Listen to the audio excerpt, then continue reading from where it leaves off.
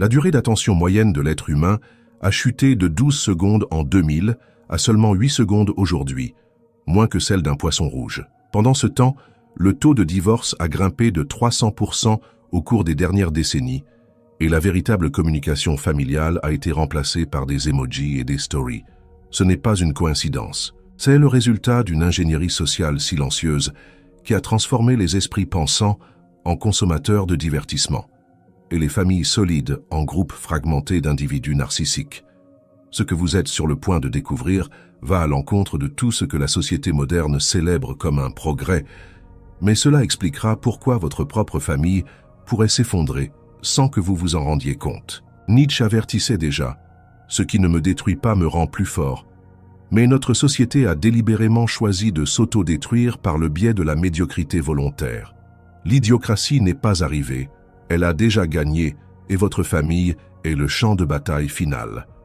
Le père rentre à la maison après une journée de travail automatisée, prend son téléphone portable et plonge dans des vidéos de 15 secondes. La mère répond à des messages tout en conversant avec ses enfants. Les enfants apprennent que l'attention profonde est quelque chose de démodé, d'inutile, voire de pathologique. Cette scène, répétée dans des millions de foyers, représente l'effondrement le plus silencieux et le plus dévastateur de l'histoire.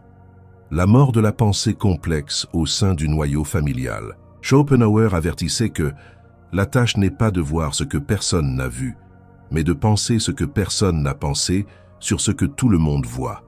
Aujourd'hui, nous ne voyons même plus, nous ne faisons que consommer des fragments prédigérés de la réalité.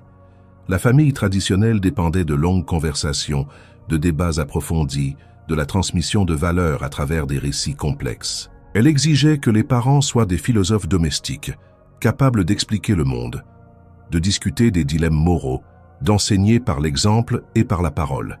L'idiocratie a remplacé cela par des algorithmes qui délivrent de la dopamine instantanée. La pensée critique a été échangée contre des réactions émotionnelles immédiates. Là où il y avait autrefois des débats familiaux sur l'éthique, la politique, le but de la vie, il n'y a plus que le partage de mèmes et l'accord passif avec les sujets tendances. Les parents ont perdu leur autorité intellectuelle parce qu'ils ont perdu la capacité d'articuler des pensées complexes. Comment peuvent-ils transmettre des valeurs qu'ils ne peuvent plus expliquer ou défendre logiquement? Cette simplification n'est pas accidentelle. C'est le résultat de décennies de conditionnement visant à accélérer la consommation et à réduire la résistance critique. Lorsque la pensée devient superficielle, les relations deviennent jetables. La famille traditionnelle exigeait un investissement de temps et d'énergie mentale,